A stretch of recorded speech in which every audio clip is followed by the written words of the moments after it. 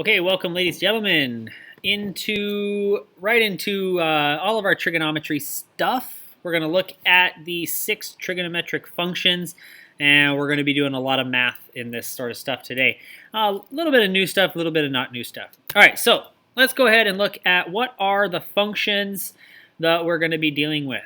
So there are 6 trigonometric functions. You might remember the 3 from geometry, algebra 1, whenever you first learned SOHCAHTOA, right? You learned SOHCAHTOA way back, I don't even know back when now, representing something to do with sine, cosine, and tangent. Now we're going to add the other 3. So we get sine, cosine, tangent. We get cosecant, secant, and cotangent. All right, so cosecant is CSC, secant is SEC, and cotangent is COT.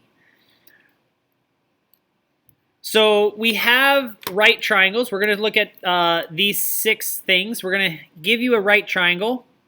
And given this theta down here in the corner, we're going to represent each of the sides with regard to theta.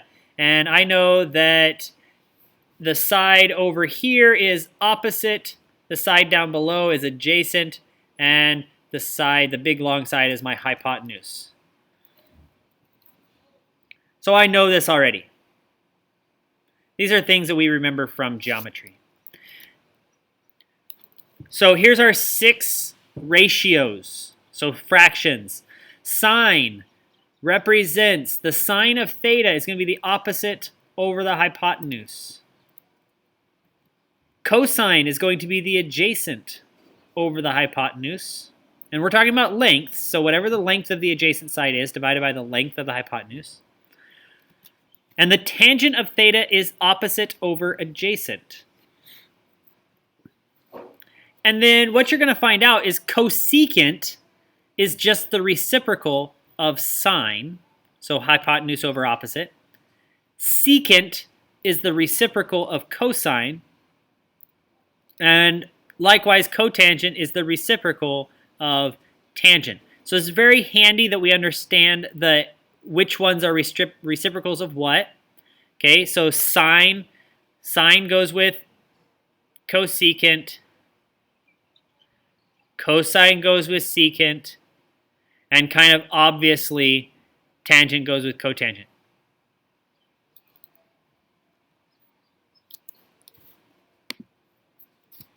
All right, so let's try some stuff here.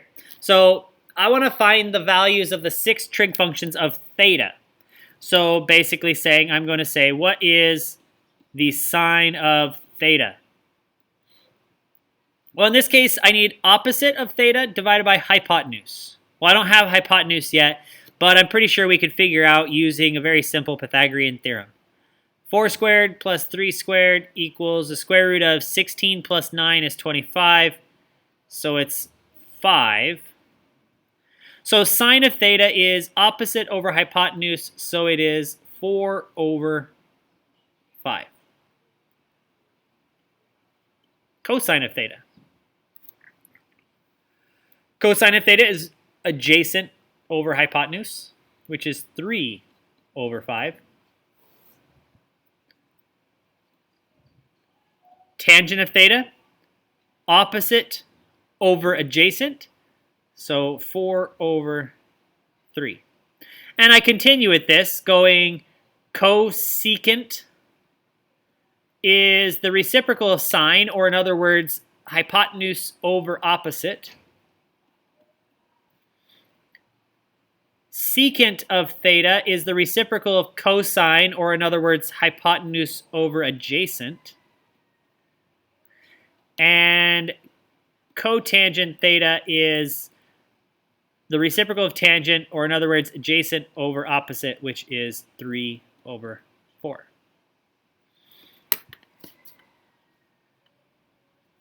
So let's try a different one.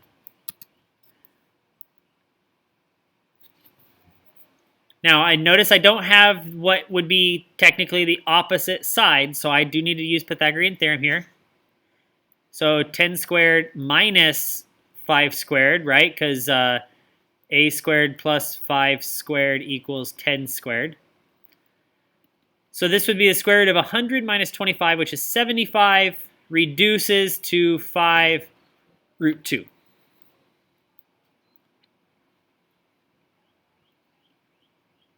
Or sorry, 5 root 3. Oops.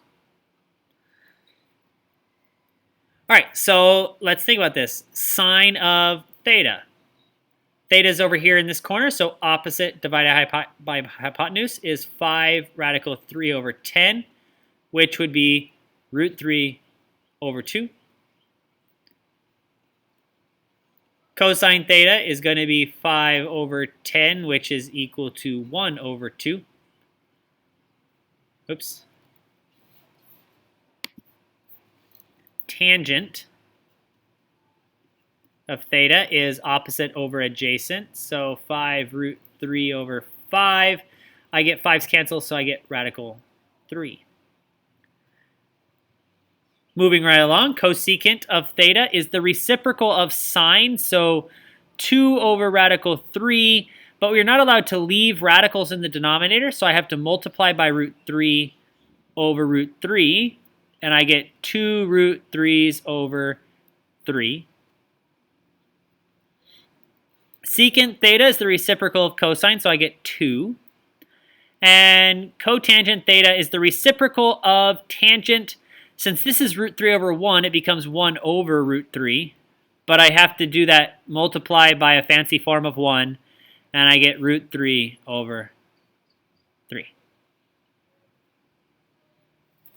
Okay, so that's pretty straightforward, I think. Pretty easy.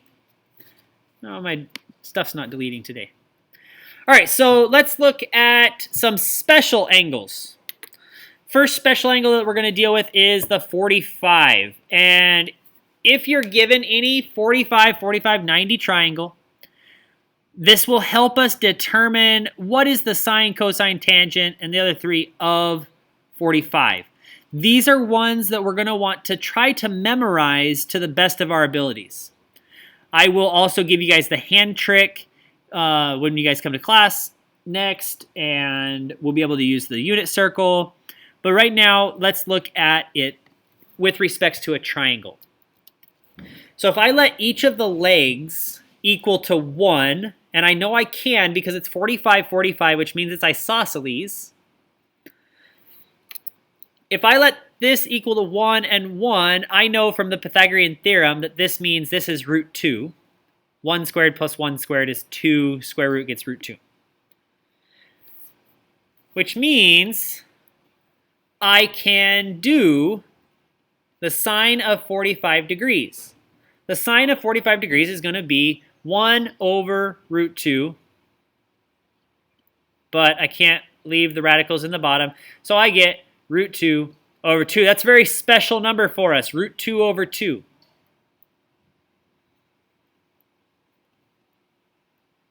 Cosine of 45 degrees. Well, cosine of 45 degrees is adjacent over hypotenuse, which is also 1 over root 2. So it still comes out to root 2 over 2.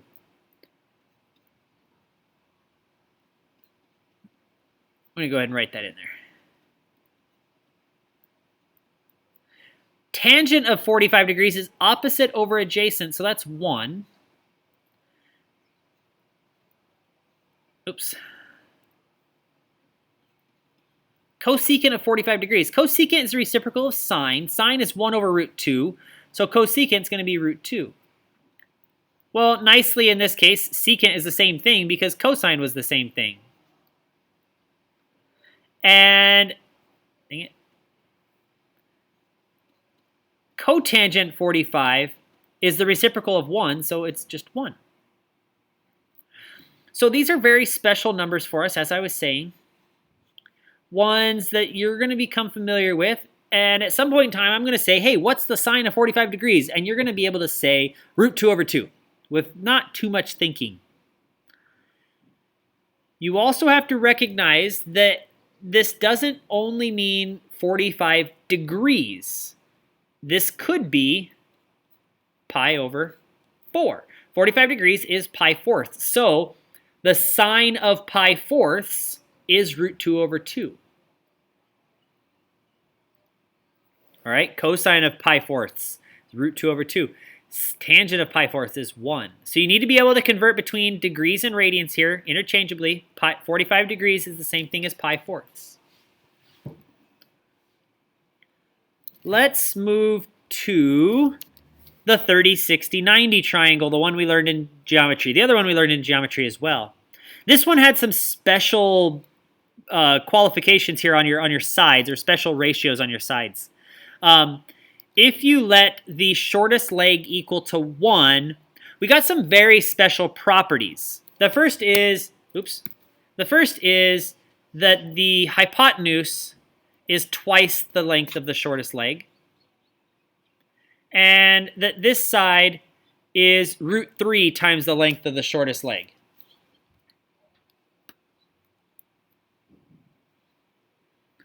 So you can verify this. There's other ways to verify this, but I'm going to go with our stuff we learned in geometry on side lengths of a 30, 60, 90 triangle. So I'm going to say, okay, what is sine of 30? Let's start with sine of 30. Sine of 30 is going to be across from the 30, so opposite over hypotenuse. So it's going to be 1/2. Cosine of 30. Cosine of 30 is going to be adjacent over hypotenuse, so root 3 over 2. And tangent of 30 is going to be 1 over radical 3, which ends up being root 3 over 3.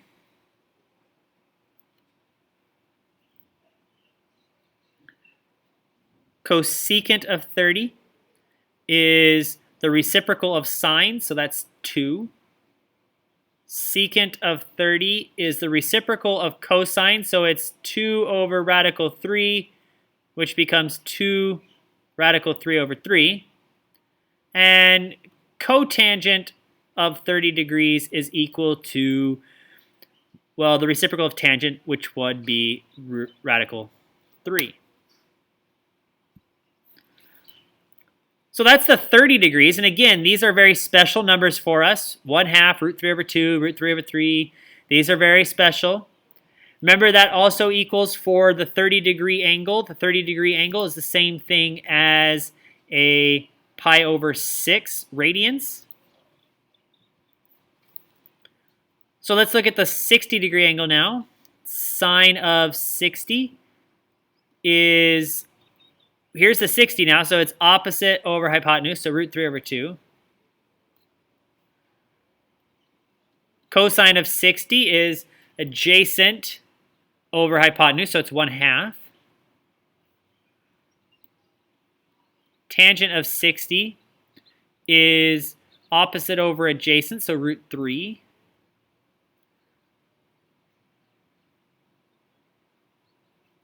Cosecant of 60, reciprocal of sine, so 2 over radical 3, which is actually 2 radical 3 over 3. Secant of 60 degrees is the reciprocal of cosine, so 2. And cotangent 60 is the reciprocal of tangent, so it becomes 1 over radical 3, which actually is root 3 over 3. And again, 60 degrees is the same thing as pi thirds. So sine of pi thirds is root 3 over 2. These are numbers, like I keep saying, that you are going to become familiar with. You should know that the sine of 30 is 1/2. That's just one of those numbers. That's the first one that usually people memorize. Sine of 30 equals 1/2. But what I want you to kind of think about is sine of 30 is 1/2, cosine of 60 is 1/2. Notice the thing here. I mean, sine of 30 is the same thing as cosine of 60. Cosine of 30 is the same thing as sine of 60. There might be something there. There is. I just want you guys to think about it before I say anything, because we're not going to look at that just yet. All right, so we've done the 45, we've done the 30, we've done the 60. Let's move forward, see what else we're going to look at today. Okay, we're going to look at what's called the fundamental identities. And I'm going to pass out a handout cheat sheet for all of the identities. We're just going to look at the first three basic ones. One of them being the reciprocal identity, basically saying that sine theta is equal to 1 over cosecant theta, or cosecant theta is the reciprocal of sine theta, that sort of idea. One of the other ones, the really, really big one, is this. Sine squared theta plus cosine squared theta equals 1. This is called our Pythagorean identity. Okay, because it kind of looks like a squared plus b squared equals c squared, which is correct. That's where it comes from. But I want to show, the third one that we're going to look at is the fact that tangent of theta is equal to sine of theta over cosine of theta. And you can verify that from one of the other triangles that we dealt with earlier. But here's my example. I'm going to say let theta be an acute angle such that the sine of that theta is equal to 0.6. And I want to find the values of cosine and tangent using trig identities. So I have to somehow compare sine to either cosine or tangent. Now I do know, and this is where some of you guys are going to go, I do know that tangent is equal to sine over cosine. The problem is, I only know what sine is. That leaves two variables. So that's not the one I want to do. But I do know that sine squared theta plus cosine squared theta equals 1. I know what sine theta is. Well, you guys do have to you have to know this, by the way. This is little. Sine squared theta is the same thing as taking sine of theta and then squaring the whole thing, which means sine of theta is 0.6 squared plus cosine squared theta equals 1. 0.6 squared is 0.36. I get cosine squared by itself. I get 0.64. Take the square root of both sides. I get 0.8. So I figured out cosine. The question was find cosine. Okay, so I know cosine. But it also says find tangent. Well, now I can look at tangent is sine over cosine. So tangent is equal to 0.6 over 0.8. Knowing how to do math tells me I can make that 6 over 8, which is actually to 3 over 4. And if you want to keep the theme, 0.75.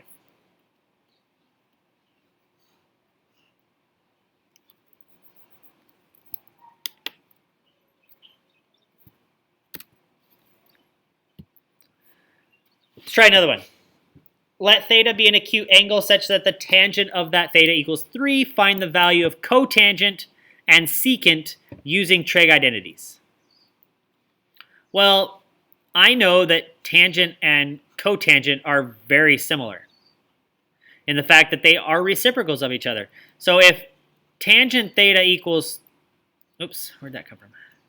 If tangent theta equals 3, then cotangent theta is 1/3, the reciprocal of 3.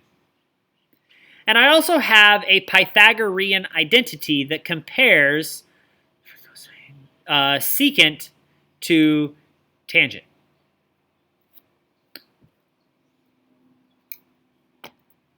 So we're going to use the same thing we did before.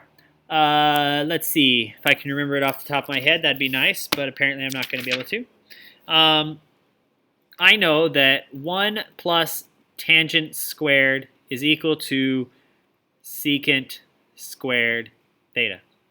So 1 plus, okay, so tangent is 3, squared would be 9, equals secant squared theta.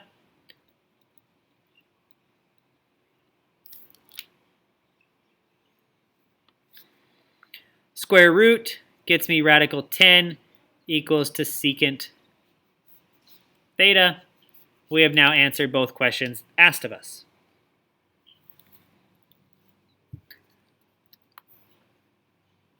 Okay, before we solve this, I will tell you, you will need a calculator. So hopefully you have a calculator somewhere handy. And hopefully you know how to use your calculator. You're going to want to find the sine, cosine, and tangent buttons on your calculator. You'll notice that there are no secant, cosecant, and cotangent buttons. And notice that we're in degrees, so your calculator needs to be in degree mode. So I'm going to do a little bit of math here, and hopefully we can figure out what that means. So a surveyor standing 50 feet from the base of a large tree, he measures the angle of elevation to the top of the tree is 71.5 degrees. Now I know how tall the tree is. Well, you might be interested in knowing this is really kind of how trees are measured. Some of you are like, why the hell do you not know the height of a tree? But some people want to know.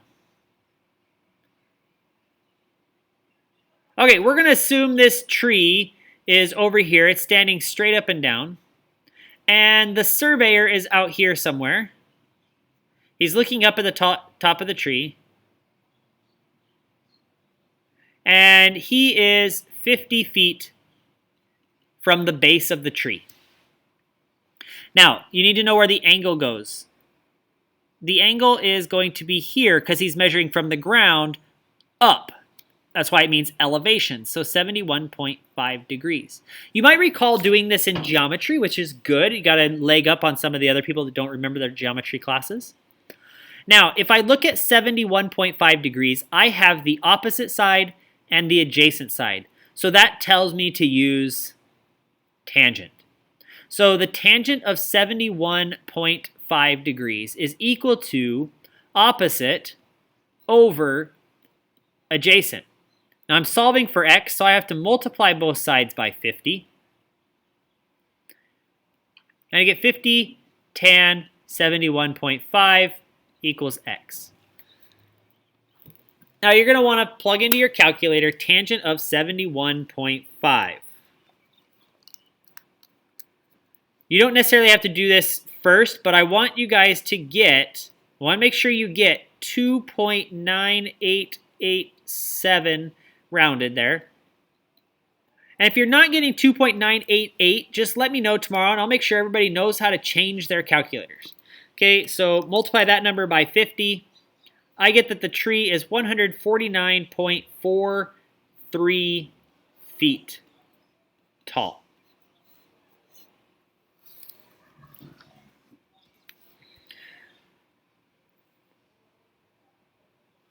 Okay, so that's solving a very basic right triangle. One that we probably did in geometry class a couple years ago. What about something like this, if I want to ask you to solve for theta? Now, this gets a little bit more challenging, but nothing outside of what I think we can do. So if I look at theta here, I have the side adjacent and the side hypotenuse. So adjacent and hypotenuse tells me to use cosine of theta. Cosine of theta is going to be opposite over hypotenuse, or sorry, adjacent over hypotenuse. So 200 over 400. So that tells me that cosine of theta is equal to 1/2. Now, if you recall, one of our special right triangles said something about cosine of some angle equals to 1/2. Well, it just turns out that it was 60 degrees. Now, this one's a super nice question because you didn't have to use your calculator. All right, the cosine of 60 degrees is 1/2. So the answer is 60 degrees. But things don't always come out nice, as you might understand. What if the number was 500 instead of 400? Well, same process required. So cosine of theta is 200 over 500, which is actually 2 over 5. But none of our special angles said anything about 2 over 5. So here's where you have to use a special button on your calculator called cosine inverse. In order to undo cosine, I need to do cosine inverse. So theta is going to equal cosine inverse, this cosine to the -1 here, of 2 over 5. So find that button. If you don't know where that button is, I'll show you guys tomorrow when you guys come in class. 2 divided by 5, I get 66.42 degrees. All right, and if you're not in degree mode, you're not going to get that particular number. But again, I will show you how to change your calculator in class tomorrow. All right, so that wraps up for our right triangle trig. There's a lot of stuff to do. There's a lot of stuff to get up tomorrow. I'm going to leave you guys with this. Only a couple of you will probably get this, but all right, I will see you guys tomorrow.